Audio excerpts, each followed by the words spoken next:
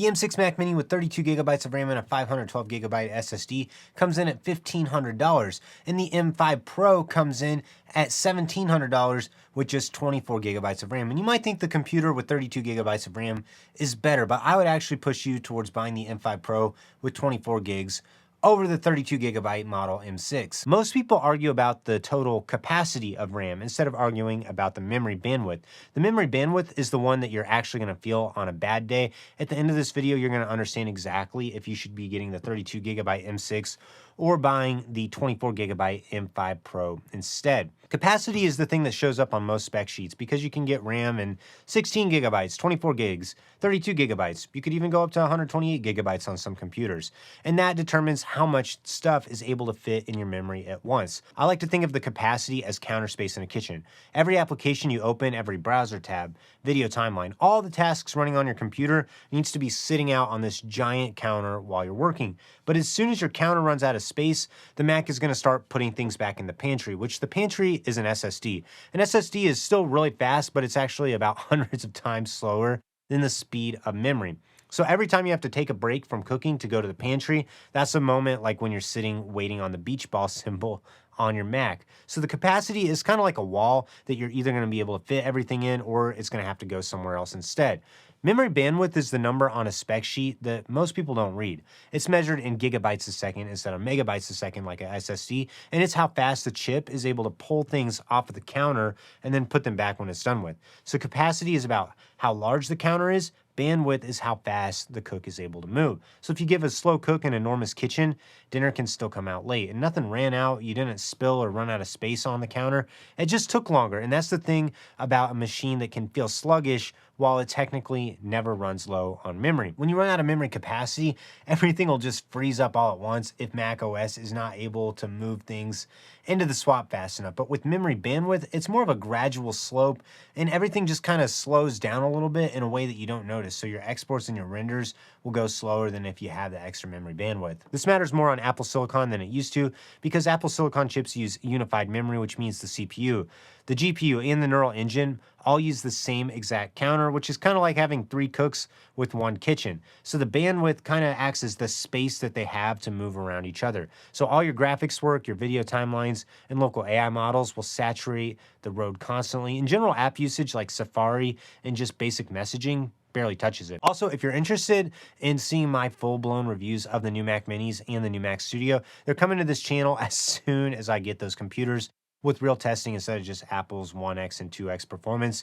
Make sure you subscribe to the channel to see those upcoming videos. Let's go back to talking about the speed. I think speed is actually a little bit more important than capacity when it comes to RAM because extra capacity doesn't do anything for you unless you're constantly running out. So if you buy a 32 gigabyte computer and the work and the applications you're running don't really cross 20 gigabytes, the last 12 gigs just sit there doing nothing as long as you've got the computer. The extra capacity doesn't make a single export faster. They don't open up your apps quicker. You paid $400 just to get more space for memory that you're not using. But the bandwidth doesn't wait around for an event. Every single window you drag, every frame your computer's decoding, all the photo edits, everything that you do on the computer is moving data right across that bandwidth road right now. So you're using bandwidth constantly, whether you think about it or not. Also, you can technically fix a capacity problem with your hands, but you can't fix the bandwidth problem. If you're running low on total memory, all you gotta do is close some tabs. Quit an application that you left open since Tuesday. Restart your computer, it clears the RAM. It's a little bit annoying, but it works. But if you try this on a machine that just has the slower memory, you can't actually close a tab to make the bandwidth faster, make the chip move faster. It's the ceiling on the whole computer, and you're living under that ceiling as long as you've got the computer.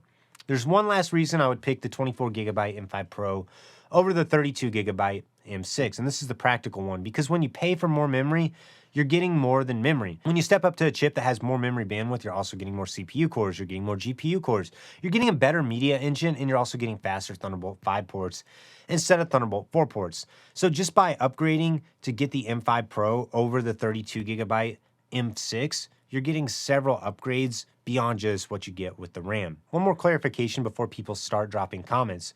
I'm not considering this argument the same as going from the 16 gigabyte to 24 gigabyte M6 Mac Mini because you actually get higher memory bandwidth with the 24 gigabyte version than you get with the 16 gigabyte version. And it's just a $200 upgrade if you do that. So it'll still be about $500 or $600 more money to get the M5 Pro over the M6. Let's talk a little bit more about pricing on the Mac Mini models. The M6 Mac Mini starts at 150 gigabytes a second of memory bandwidth if you get the $900 16 gigabyte and 256 gigabyte SSD. If you go up to 24 gigabytes, it actually boosts the speed to 170 gigabytes a second.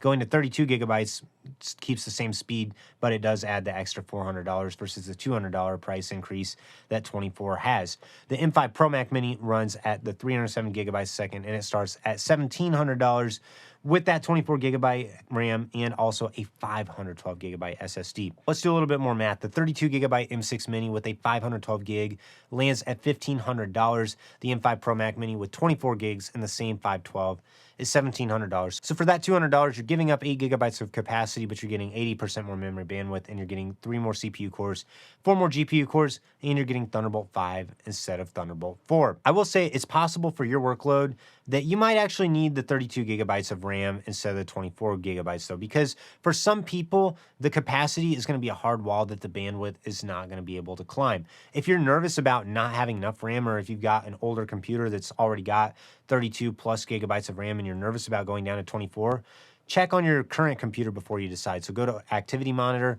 go to the Memory tab, and then check your memory pressure while you do a normal day of work. If you're in the green for most of the day, then you're probably fine with getting that same capacity or maybe even lower than what you have. But if it's yellow or red, that means that you need to invest in the extra capacity. And you can ignore the arguments I made about the speed because the tasks that you're doing are actually filling up the total capacity at. Over the years, the advice to max out your RAM has been repeated so many times that I think it's stopped being advice and it's just become a reflex because most people think about the total amount of RAM before they think about the memory bandwidth. But go ahead and buy that capacity when you know you need it. But otherwise, I would spend that extra money to buy a faster chip, a wider memory road, and a machine that stays useful for one that just has more RAM. Check your memory pressure this week and decide which computer is the right one for you. I've got the full reviews of the M6 Mac Mini, the M5 Pro, the M5 Max Studio, and the M5 Ultra Max Studio all coming as soon as I get them in my hands. So be sure you subscribe to the channel so you don't miss out on any upcoming content. If you need help picking out which computer to order, visit my website, adamtalks.tech/Mac, where I'm happy to give you personalized Mac buying advice.